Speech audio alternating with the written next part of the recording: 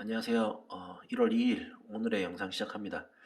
오늘은 전에 말씀드렸듯이 해양대학교 기관과를 졸업을 하고 무엇을 할 수 있을까에 대해서 설명을 드리고자 합니다. 그 중에 1탄 공무감독에 대해서 오늘 자세하게 설명을 드릴 거고요. 우선적으로 기간부를 졸업을 하고 나서 무엇을 할 수 있을까 전체적인 계략적으로 설명을 드리자면요. 일반 사기업의 공무부, 해무부, 뭐 구매부, 안품부 쪽에 이제 감독직을 진행을 할 수가 있고 또는 로스쿨로 진학을 하는 경우가 더러 있습니다. 가끔. 그리고 이제 제 동기도 로스쿨을 진학을 하려고 했었었고요. 그리고 이제 공무원들도 많이 진학을 하죠. 해경이나 관세사나 이제 선박직 공무원. 이 선박직 공무원은 여러분들이 찾아보시면 의외로 많습니다.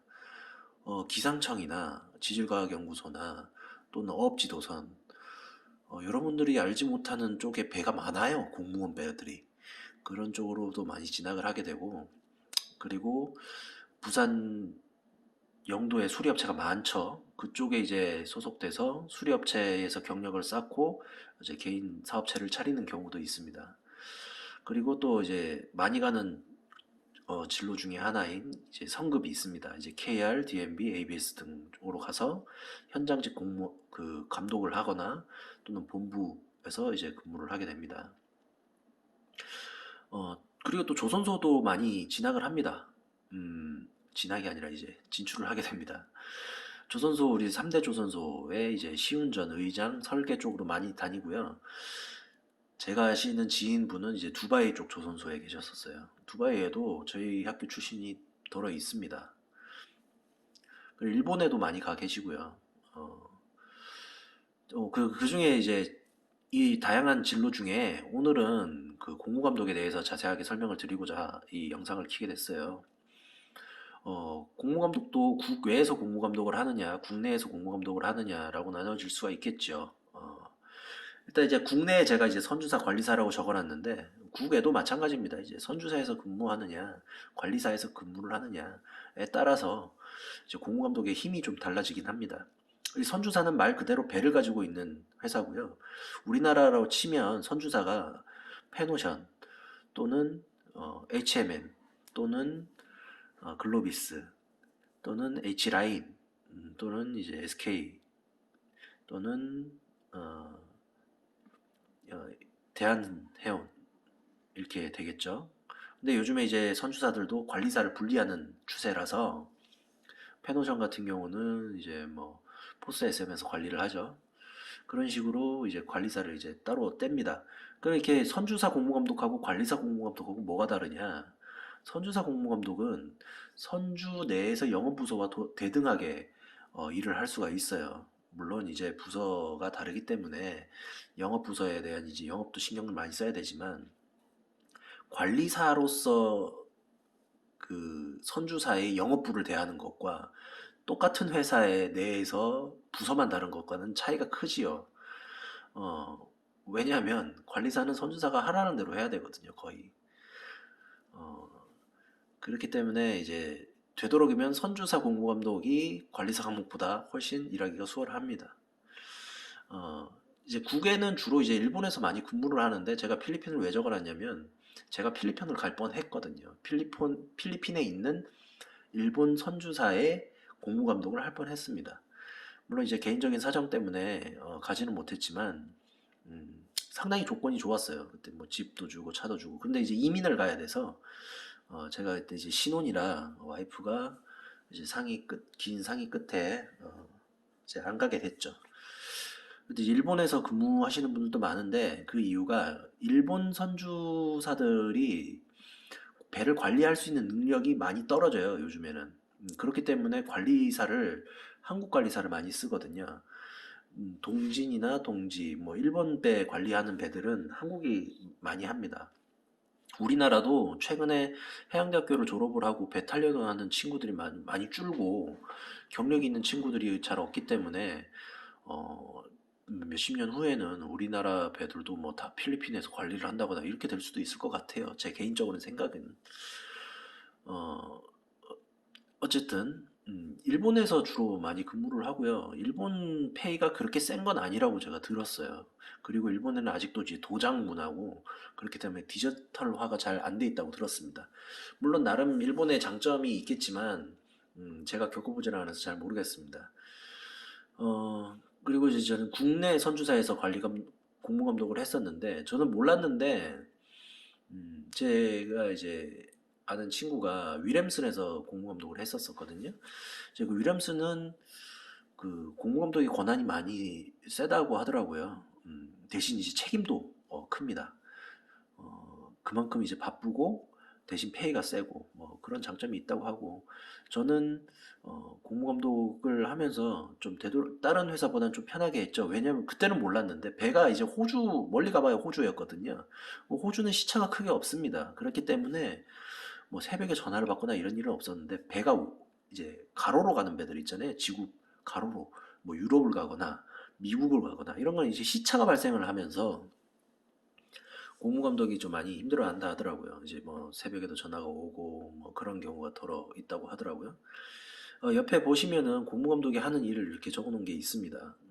수리 지원, 기부석 보급 검토, 또 이제 큰 회사 같은 경우는 보급과 구매와 이제 고무감독이 이제 따로 부서가 나눠져 있기 때문에 제가 이렇게 보급 검토라고 적어놓은 겁니다. 이제 작은 회사 같은 경우는 고무감독이 다 합니다. 수리, 구매, 보급 다 진행을 하게 되죠. 그리고 또 이제 검사 지원, 이제 배는 이제 연차 검사 2.5년에 중간 검사 5년에 한 번씩 입거, 도크 들어가죠. 정기 검사. 그리고 또 만약에 이제 사고가 나면 임시 검사를 받아야 되죠.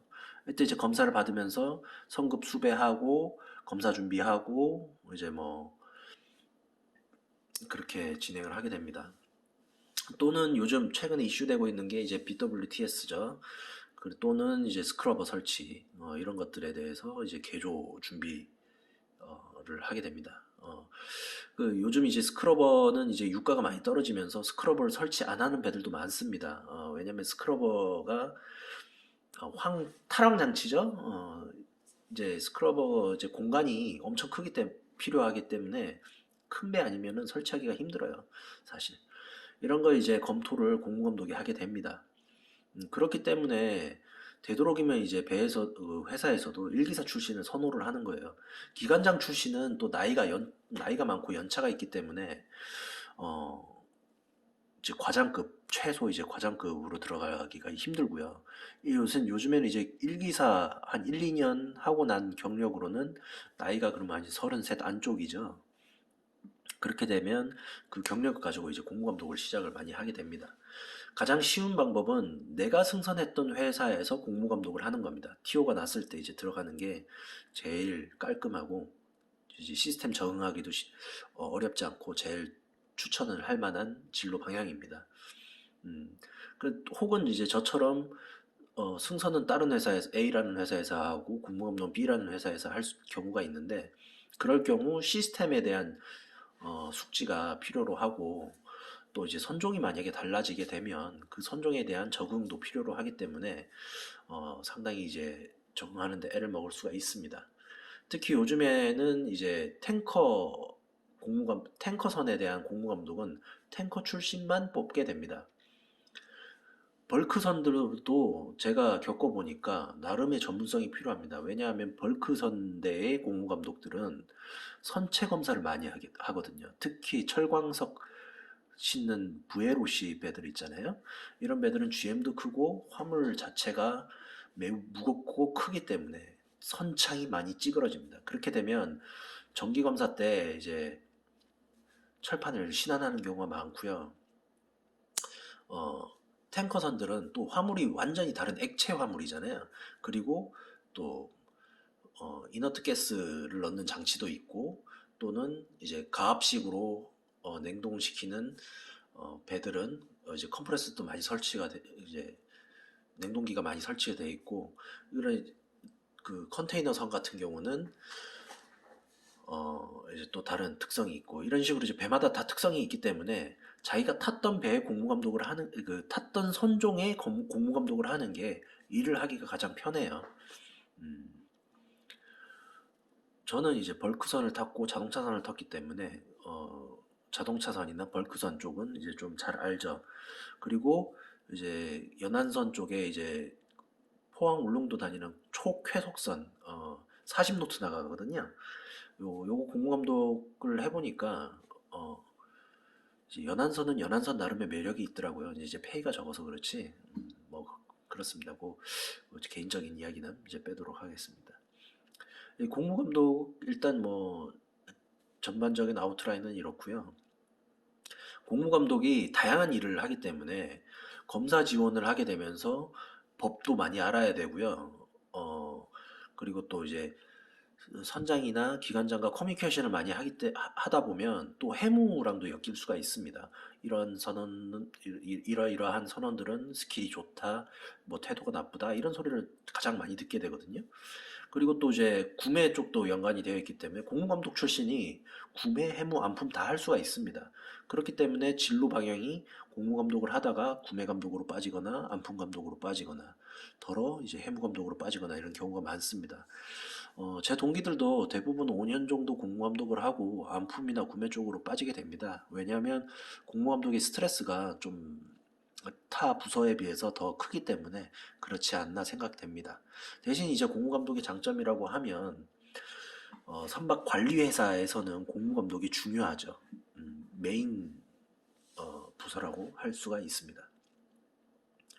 예, 공무감독에 대해서는 조금 감이 잡히시나요? 이 영상만 보고 나는 공무감독 못할 것 같아라고 할 수도 있긴 하겠지만 막상 해보시면 다 할 수 있습니다. 저보다 더 잘할 수도 있을 거고요. 예.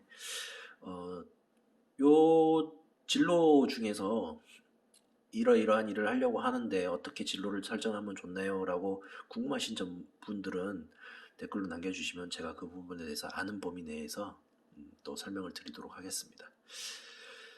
어, 다음 영상은 이제 구매 쪽이나 구매 감독은 어떤 일을 하는지 구매 감독들도 보면 상당히 힘들더라고요. 제가 겪은 바로는. 예. 일단 새해 복 많이 받으시고요. 오늘의 영상은 이제 마치도록 하겠습니다. 감사합니다.